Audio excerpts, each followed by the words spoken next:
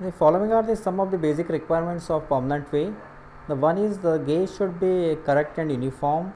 The rail should be in a proper level in a straight track.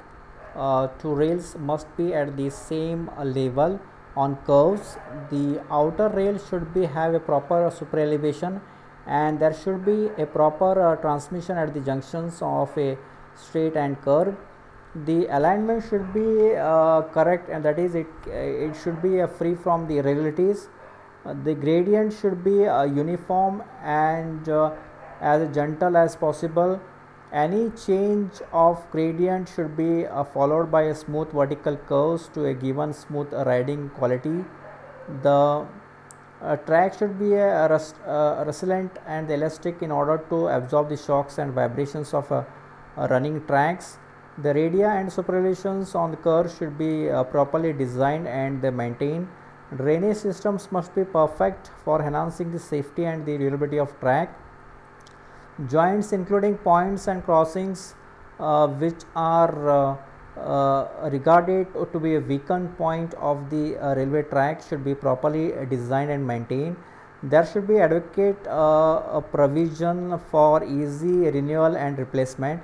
The track structure should be a strong, low in initial cost as well as maintaining cost. The various components of track like rails, fittings, sleepers, ballast formation must be fully satisfy the requirement for which they have been be provided. If any components is lacking to fulfilling the requirement, then either it should be improved or the replaced. The choice of gauge is very limited as each country has a fixed gauge, and all new railway lines are constructed to adhere to the standard gauge. However, the following factors theoretically influence the choice of the gauges. Cost of consideration, there is only a marginal increase in the cost of the track if a wider gauge is adopted. In the connection of the following points are important.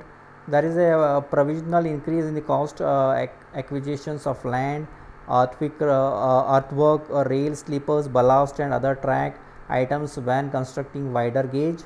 The cost of the building bridges, culverts and the tunnels increase only the marginal due to a wider gauge.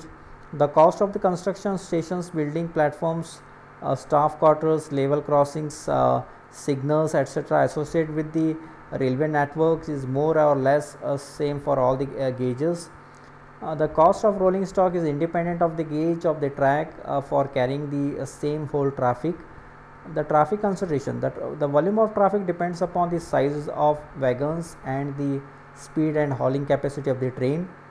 As a wider gauge can carry a larger wagons and the coaches, it can theoretically carry more traffic.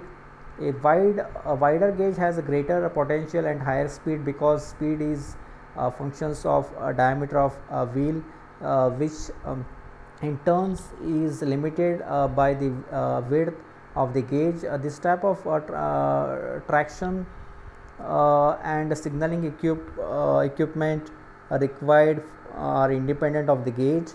Physical features of the country, it is possible to adopt steeper gradient and the shaper curves for the sharp curves for the narrow gauges is compared to the wider gauge. Uniformity gauge, the extent of uniform gauge is a country is enabled to smooth, speedy and efficient operations of trains.